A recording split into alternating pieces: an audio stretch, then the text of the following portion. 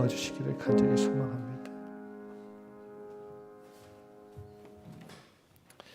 로마서 3장입니다. 로마서 3장 23절부터 26절까지 말씀. 제가 가진 성경은 신약 243페이지에 있습니다. 로마서 3장 23절부터 26절입니다. 우리 같이 한 목소리로 합독하겠습니다.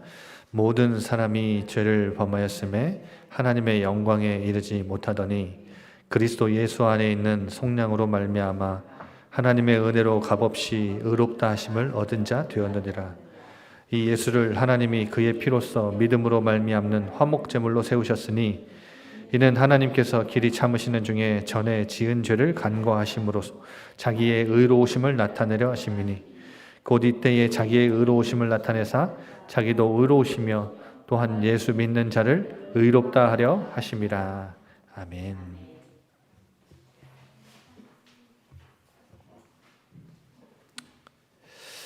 어제 우리가 함께 말씀 나눈 대로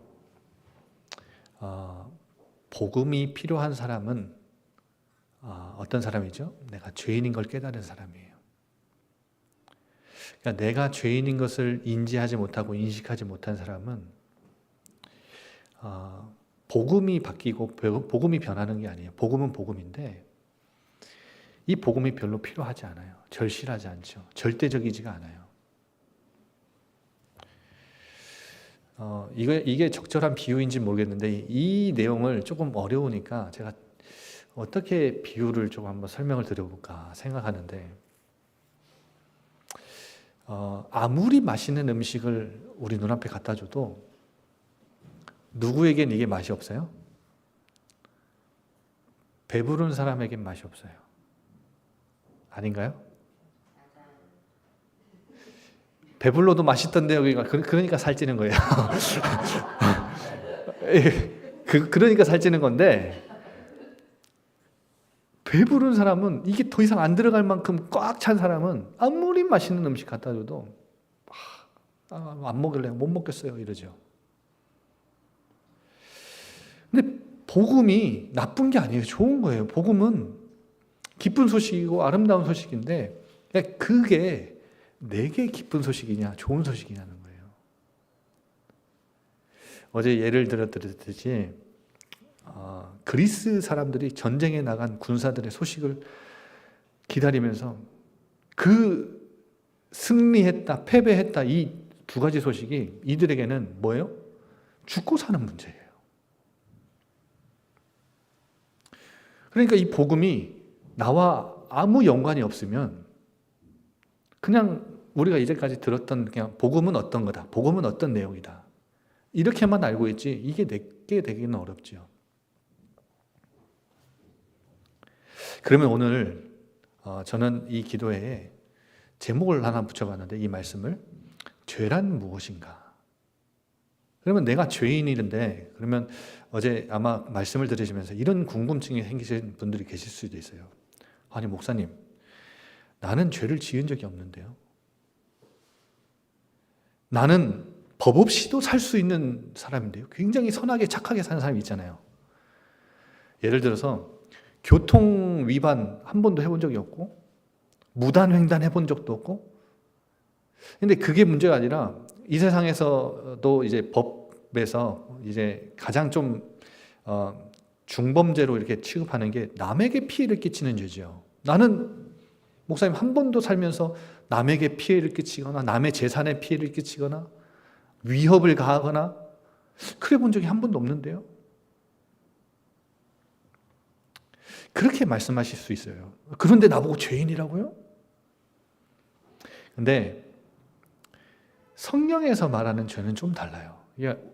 이 세상에서 말하는 윤리 도덕적인 이 개념의 죄가 아니라 성경에서 말하는 죄는 다릅니다. 그래서 이 성경에서 이제 헬라어로 죄라는 단어는 하마르티아라는 단어예요. 하마르티아 무슨 뜻이냐면 관역을 벗어나다. 그러니까 여러분 관역이 저기 있으면 화살을 이렇게 조준을 하죠. 그러면 관역을 향해서 화살을 쏘면 조준을 잘해서 쏘면 이 화살이 어디로 날아가야 돼요? 관역을 향해 날아가야 돼요.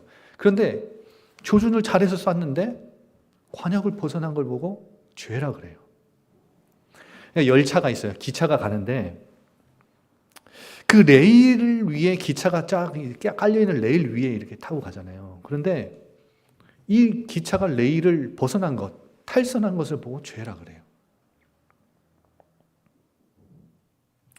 우리 한번 성경 한번 찾아봅시다. 창세기 1장 한번 찾아보실까요? 창세기 1장 27절 보세요. 27절 전에 1장은 하나님이 천지를 창조하시는 내용이 나오죠. 나중에 저희가 기회가 되면 제가 수요 예배 이제 드리기 시작하면 창세기를 1장부터 쫙 한번 좀 볼까 싶은데, 그러면 창세기 1장에 보시면 하나님이 천지를 창조하십니다. 그런데 11절 보세요. 창세기 1장 11절. 땅은 풀과 씨 맺는 채소와 각기 뭐대로 지으셨다고요? 종류대로. 12절 보세요. 풀도 뭐대로 지으셨어요? 각기 종류대로. 21절 보세요. 큰 바다, 짐승들과 물에서 번성하는 움직이는 모든 생물을 뭐대로? 종류대로. 날개 있는 모든 새를 뭐대로? 종류대로. 다 이제 땅에 나는 기는 것과 나는 새와 모든 이 생물들과 피조물들은, 가축들은 종류대로 하나님 지으셨어요. 24절, 25절에도 그렇게 나오죠? 그런데 27절 보세요. 하나님이 인간을 지으시는데 27절에 보면 자기 형상, 곧 하나님의 형상대로 사람을 창조하셨대요. 그러니까 종류대로 지으신 게 아니라 인간만큼은 하나님 형상대로 지으셨어요. 그러니까 인간은 하나님이 지으신 피조물이 맞는데 생물과 가축과 저런 종류들과는 다르게 종류대로 짓지 않고 하나님의 형상으로 지으셨다. 그러면 하나님의 형상으로 지었다는 말은 무슨 말일까요? 의미가 있어요. 하나님과 같은 영적인 존재로 지었다는 거예요. 하나님은 눈에 보이지 않는 영이시죠. 하나님은 영이시기 때문에 눈에 보이지 않아요. 그런데 하나님 형상으로 지었다는 건 인간을 영적인 존재로 지었다는 거예요. 그러면 영적인 존재로 지었다는 말의 의미가 뭡니까? 영이신 하나님과 관계를 맺으며 사는 존재, 연결된 존재. 그래서 하나님과 연결되어서 그 속에서 무한하신 하나님으로부터 영원한 행복과 안식과 평안을 공급받으면서, 이 공급이 지속적인 공급이에요. 그러니까 무한대 공급이에요. 인간은 무한해요, 유한해요? 유한하죠. 누구만 무한해요? 하나님만 무한해요. 그러니까 무한하신 하나님과 유한한 인간이란 존재가 영적으로 연결돼서 그 무한하신 하나님 안에 있는 생명과 행복과 안식을 하나님으로부터 무한적으로 공급받으면서 연결된 존재.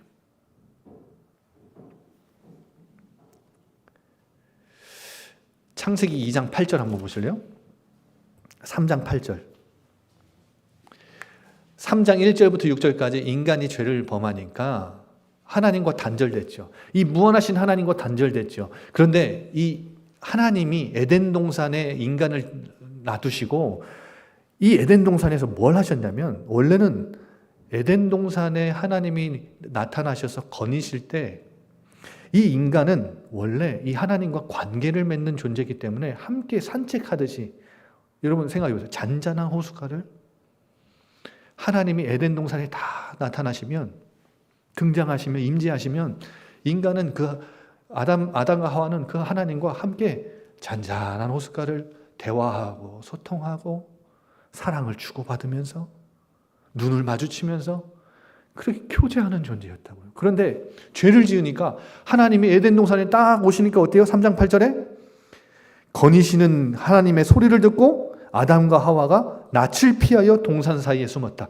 낯을 피했다. 그러니까 원래는 하나님과 인간이 낫과 낫, 얼굴과 얼굴을 마주하며 교제하며 사는 사람이에요. 존재였어요. 이게 영적인 존재예요.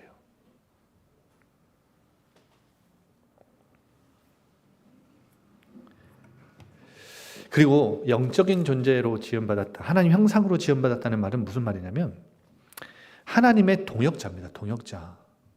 여러분, 피조물인 우리가 이 세상 모든 만물은 하나님이 아름답게 지으시고 흡족하게 지으셨지만 그 어떤 멋있는 것들, 돌, 나무, 물, 어떤 하나님이 지으신 피조물들도 하나님의 동역자는 아니에요. 근데 하나님은 인간을 동역자로 삼으셨어요.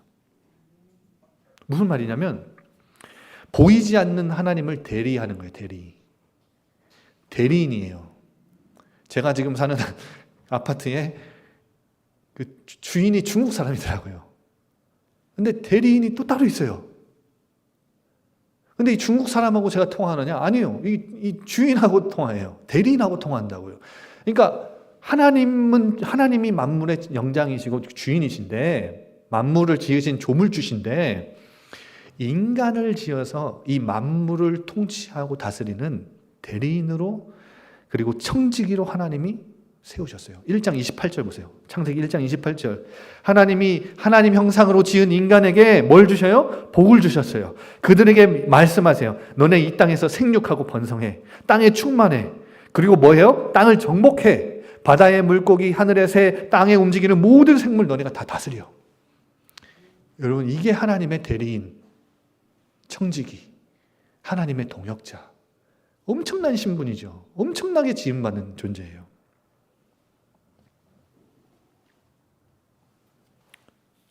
그리고 인간을 에덴 동산에 두어서 2장 15절 보세요. 에덴 동산에 두어 에덴 동산을 경작하고 지키게 하셨어요.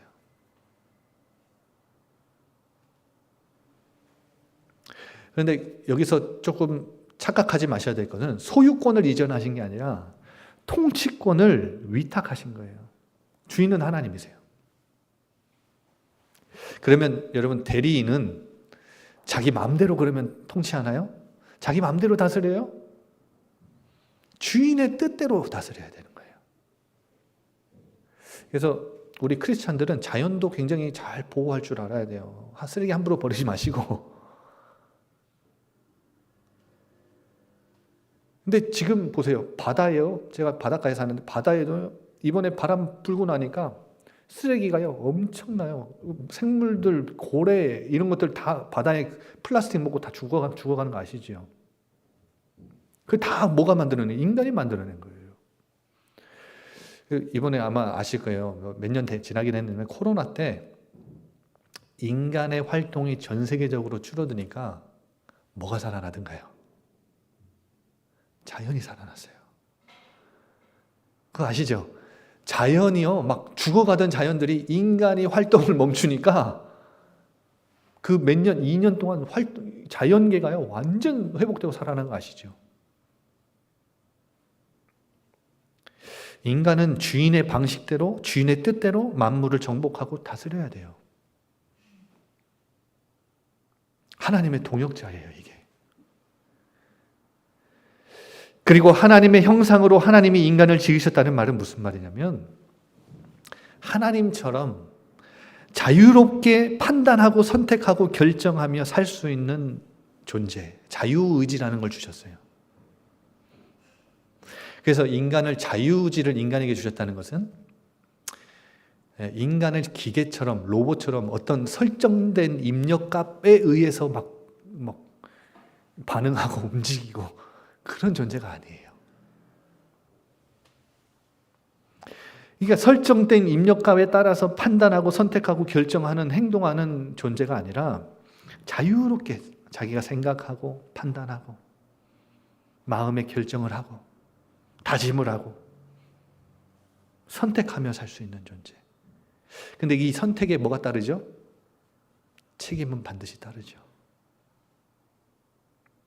그래서 많은 분들이 저도 신앙생활하고 이제 사역 교육자로서 이제 오랫동안 지내다 보니까 제가 처음에 복음 전할 때 많은 분들이 이런 질문을 해요. 목사님, 선악과를 하나님이 왜 만드셨습니까? 여러분도 그런 질문 해보신 적 있으시죠? 안 만드셨으면 안 따먹고 하나님 안 떠났을 텐데 왜 만드셨습니까? 여러분 여기에 있어요. 피조물, 그러니까 인간은 자유의지가 있지만 인간은 피조물일 뿐이에요. 창조주, 조물주가 될 수 없어요. 그러니까 이 사실을 잊지 않도록 나라는 존재가 이 인간 피조물이라는 존재고 스스로 살아갈 수 없고 창조주를 의존하며 살아야 되는 존재라는 것을 늘 인식하도록 하나님이 딱 한계를 그어두신 거예요. 선을 그으신 거예요. 너네 동산 모든 나무 열매 다 먹어도 돼. 그런데 2장 16절 보세요. 동산 각종 나무의 열매는 다 네가 임의로 먹을 수 있지만 17절 보세요. 선악을 알게 하는 나무 열매 먹지 마. 네가 먹는 날에 어떻게 된다고요? 반드시 죽으리라. 그러니까 인간이 이 한계를 두지 않으면요, 이 선을 하나님이 그어두지 않았다면 자기가 피조물인지도 몰라요. 이렇게 창조주 노릇하려고 그러는 거죠. 그래서 한마디로 이 한계성이 곧 피조성이에요. 우리는 늘 살아가면서 한계를 만나죠. 지식도 한계 있죠. 여러분 제일 스트레스 많이 받는 게 인간관계죠. 인간관계 미치겠잖아요. 근데 이거 보세요. 지금 여러분 그 직장에서 인간관계 때문에 문제가 굉장히 많죠. 근데 그러면 내가 직장 옮기면 그러면 없어질까요? 직장 옮겨도 그 빌런은 또 있어요. 다른 사람이에요. 지금 괜찮은 사람처럼 보이죠. 나랑 관계가 되게 돈독하고 좋잖아요. 근데 이 사람 내년에는 완전 나랑 원수 지는 사람이 될 수도 있어요. 근데 문제는 뭐냐면 내가 그 사람을 인간관계에서 그 사람을 이겨낼 수 있는, 이해할 수 있는 능력이 내게 없기 때문이에요. 내가 그 사람을 받아들일 수 있는 수용력이 내게 한계가 있기 때문에 내가 그 사람을 못 받아들이는 거죠. 그러니까 스트레스가 되는 거예요. 내가 그 사람 어떤 사람이라도 받아들일 수 있다면, 수용할 수 있다면 인간관계 문제 아니죠. 근데 한마디로 우리가 살아가면서 모든 영역에서 다 한계를 만나요. 근데 그 한계가 뭔지 아세요? 그건 좋은 거예요. 그 한계를 만날 때마다 아, 그래 맞다. 나는 피조물이지. 아, 그래서 나는 창조주가 필요하지. 그래야 깨닫는 존재라고요, 우리는.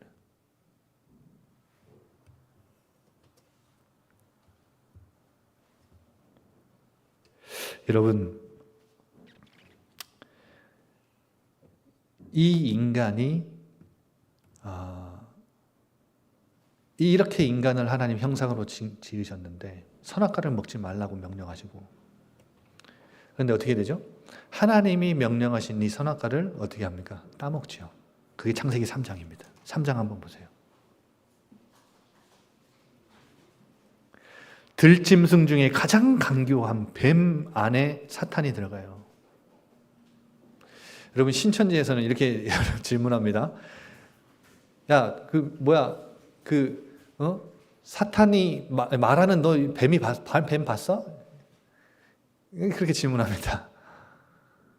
말하는 뱀이 이 세상에 어디 있어? 신천지가 대학생들 이제 신앙생활하는 대학생들 만나서 그렇게 질문하면요, 이 대학생들이 오 그래 맞아 말하는 뱀이 없지. 영적인 세계를 전혀 모르니까. 근데 사탄이라는 존재가 이 뱀을 갖고 이용을 하는 거죠. 이렇게 여자에게 묻습니다. 뱀이 하나님이 참으로 너희에게 동산 모든 나무 열매를 먹지 말라 하시더냐. 그러니까 처음 질문 자체도 야, 저 동산 중앙에 있는 선악과 먹지 말라 하셨냐? 이렇게 묻지 않았어요. 동산 모든 나무 열매 먹지 말라 하시더냐? 이렇게. 그러니까 말씀을 기억하는지 안 하는지, 하나님이 금지하신 금지 명령을 기억하는지 안 하는지 건드려 보는 거예요. 사탄은 지금도 이렇게 건드립니다.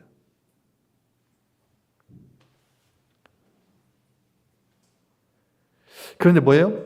여자가 대답하죠? 동산 나무의 열매를 우리가 다 먹을 수 있지만 중앙에 있는 나무 열매는 하나님이 먹지도 말고 만지지도 말라 하셨다. 왜냐? 너희가 죽을까 하노라. 근데 앞에 하나님은 뭐라 그래요? 반드시 정령 죽는다 그랬어요. 그런데 죽을까 하노라. 죽을까 하노라. 뭐죠? 하나님의 말씀이 희미해진 거예요. 그러니까 이 말씀이 뚜렷하게 딱 기억되어 있지 않으니까 말씀이 희미해지고 왜곡되니까 어떻게 해요? 선악과를 따먹게 되죠. 그래서 이 불순종 때문에 하나님 말씀을 어기고 죄를 짓게 된 거예요. 이게 죄입니다. 그러니까 많은 분들이 사탄 때문에 우리가 죄를 지었다 이렇게 말하는데 아니에요. 사탄 때문 아니에요. 사탄이 와서 시험하고 유혹했지만 말씀을 기억하고 우리가 이 금지 명령, 하나님이 먹지 말라고 한 이 명령, 나는 피조물일 뿐이야. 창조주는 하나님이야. 그분이 이걸 먹지 말라 하셨어. 그러면 안 먹어야 돼요. 이길 수 있어야 돼요. 근데 이걸 먹었잖아요. 말씀이 왜곡됐고 희미해졌을 뿐만 아니라 이걸 선악과를 따먹었어요. 뭐처럼 되려고요? 하나님처럼 되려고.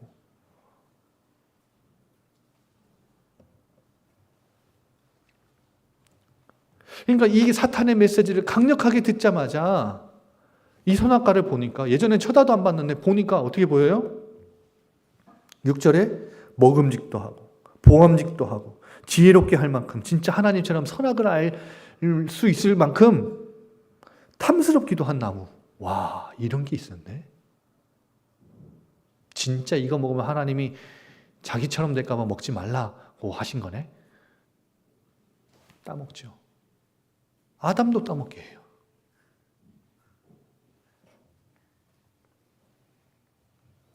여러분, 이게 죄의 본성입니다.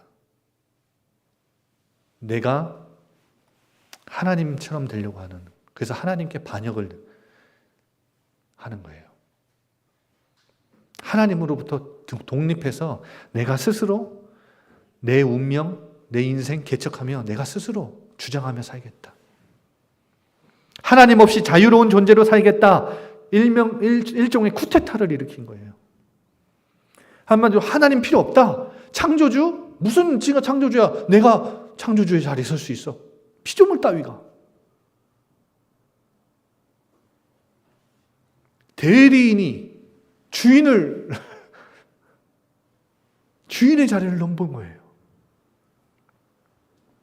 하나님이 주신 인간에게 주신 선물, 고유한 자유의지를 가지고 넘지 말아야 될 선을 넘어버린 거예요. 하나님께 반기를 든 겁니다. 그래서 아담과 하와, 아담이라는 이름 자체가, 뜻 자체가 사람이에요. 아담과 하와 이후에 모든 인간, 모든 사람은 다 태어날 때부터 뭘 갖고 태어나요? 죄를 갖고 태어나요. 그 증거로요, 우리는 하나님 만나서 태어나지 않잖아요. 하나님 알고 하나님 안에서 태어나지 않아요. 태어날 때 뭘로 태어나요? 하나님 떠나서 태어나요. 그리고 우리가 예수님 만나기 전에 하나님 알고 살았어요? 모르고 살았어요? 모르고 살았잖아요. 그게 죄라는 거예요. 그리고 하나님과 상관이시 살았어요? 상관없이 살았어요? 상관없이 살았어요. 내 뜻대로 살았어요? 하나님 뜻대로 살았어요? 내 뜻대로 살았어요. 하나님이 내 인생의 주인이었어요? 내가 내 인생의 주인이었어요? 내가 내 인생 주인이었어요. 그걸 보고 성경은 죄라고 말한다고요. 그걸 보고 죄인이라 그래요. 그래서 다시 한번 말씀드릴게요. 세상에서 보는 죄랑 이 세상에서 말하는 윤리적인 죄랑 성경에서 말하는 죄랑 달라요. 목사님, 저는 죄를 지어본 적 없는 지어본 적 없으니까 죄인 아닌데요? 죄를 짓기 때문에 죄인이라고 말하지 않고 성경은 죄인으로 태어났기 때문에 죄를 짓는다고 말해요.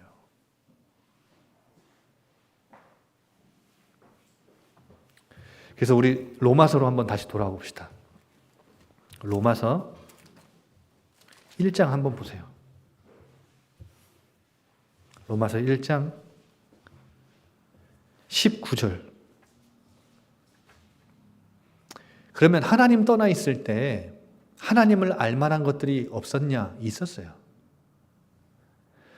우리 안에 하나님을 알 만한 것들이 우리 속에 하나님이 보여주셨어요. 나타내셨어요. 하나님은 이미 보이셨단 말이에요. 20절 보세요. 창세로부터 그의 보이지 아니하는 것들 곧 그의 영원하신 능력과 신성이 어디 안에 있다고요? 분명히 그가 만드신 만물 안에 분명히 보여져 알려졌대요. 여러분, 인간 안에는, 하나님 떠난 인간 안에는요, 하나님을 알 수 있는 것들이 있고요. 이 자연세계 만물에도 하나님이 지으신 걸작품이고 예술 작품이기 때문에 그 안에는 하나님의 능력과 신성이 다 들어있기 때문에 인간은 누구라도 자연 하나만 제대로 봐도 하나님이 살아계신 걸 알 수 있어요. 그런 존재예요. 그래서 우리 안에 하나님의 형상이 있어요, 아직. 하나님 떠나 있을 때는 훼손됐던 거예요. 그냥 훼손되니까 하나님의 형상이 제 기능을 못한 거죠.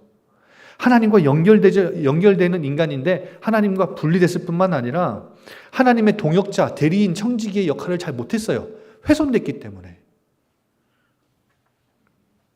그리고 하나님이 주신 자유의지 가지고 다 내 뜻 가지고 내 계획대로 살았단 말이에요. 내가 주인데 살았단 말이에요.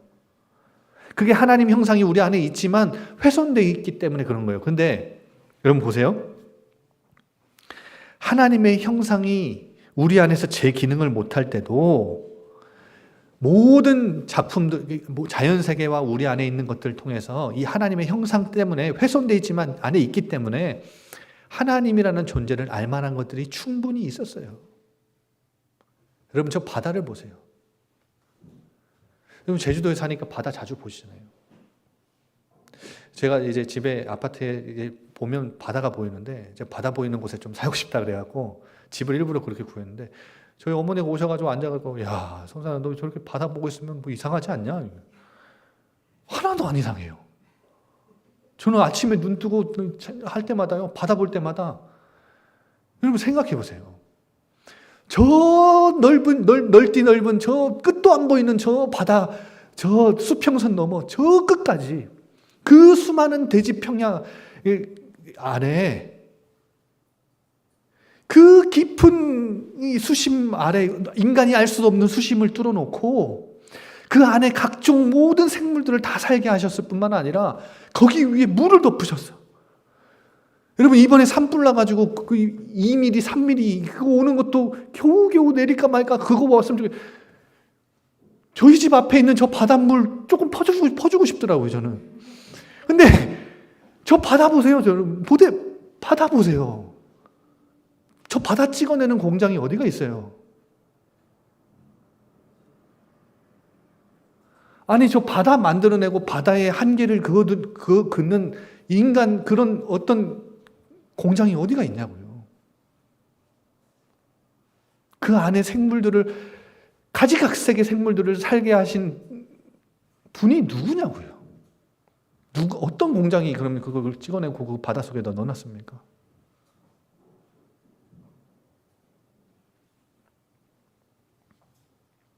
인간은 그러면 이렇게 머리끝부터 발끝까지 오장육부를 가진 인간이 누가 이 인간을 그러면 어느 공장에서 그 설계도를 그렸으며 어느 공장에서 찍어내겠습니까? 이런 인간을.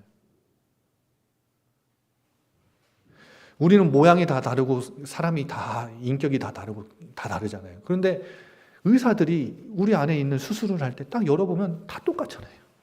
조금 다를 수는 있겠지만 다 거기 오장육부가 다 제 위치에 다 있어요. 누가 그 인간 안에 오장육부를 조직해가지고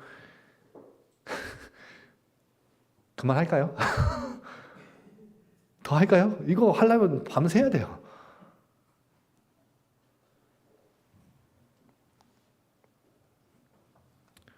그런 것들을 보면서도 인간이 하나님을 모른다.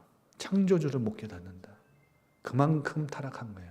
그만큼 부패한 거예요. 그만큼 하나님의 형상이 심하게 훼손된 거예요.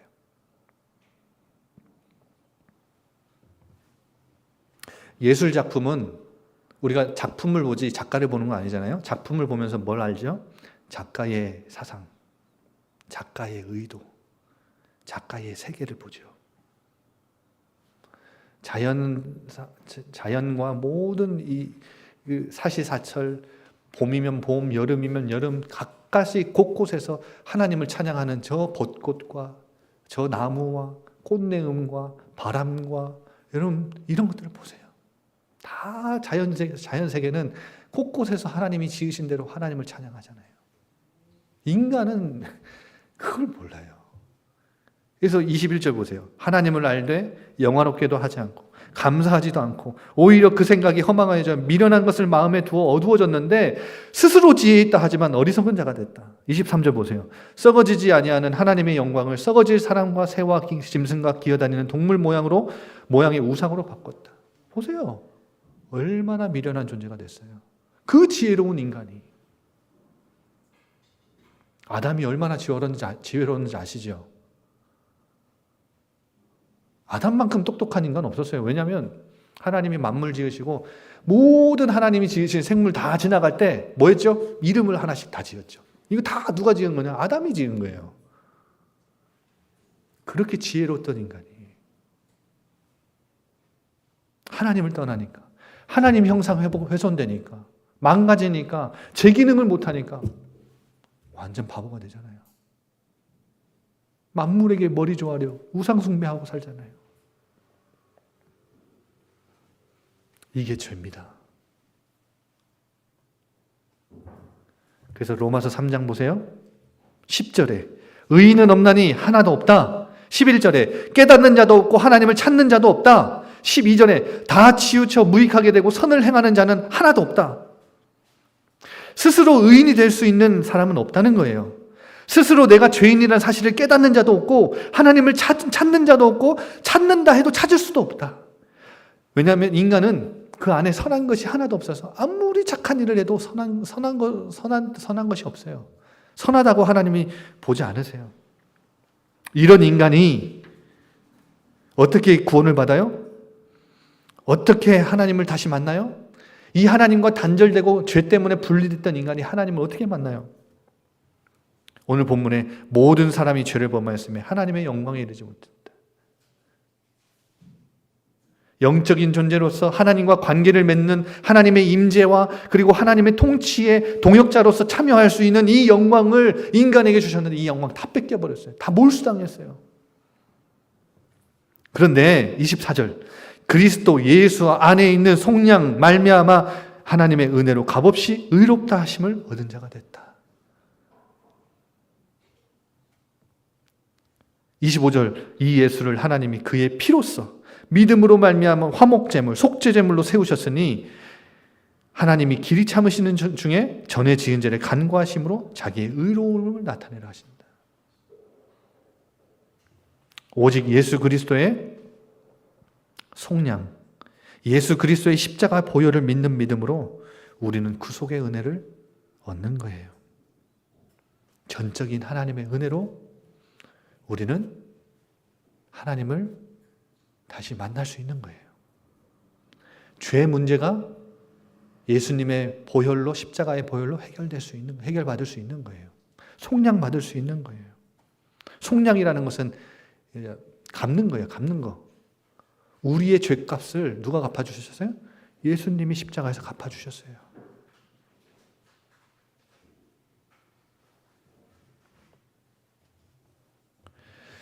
여러분 기억하십시오. 그래서 우리는 이렇게 비참하게 처참하게 하나님 떠나서 하나님 형상 훼손돼서 살 수밖에 없었던 죄인입니다. 그런데 예수 그리스도의 십자가 보혈로 우리는 뭘 얻어요? 구원이라는 이 구속 속량을 얻어요. 은혜로 얻어요. 우리 한번 이 시간 다 같이 찬양합시다. 잘 모르시는 분도 계실 텐데 옛날 찬양이에요. 세상에서 방황할 때 나 주님을 몰랐네. 하나님 떠나서 태어났고 하나님 모르고 살아왔고 하나님과 상관없이 내가 내 인생 주인 돼서 살아왔어요. 그런데 이제는 예수님 그 십자가 앞에 엎드려서 예수님 이 죄인도 용서받을 수 있나요? 그러면서 예수님께 긍휼을 구하고 용서를 구하고 그분의 십자가의 피를 믿으면 그 순간 구원을 받는 거예요. 우리 한번 이 시간 다 같이 찬양합시다.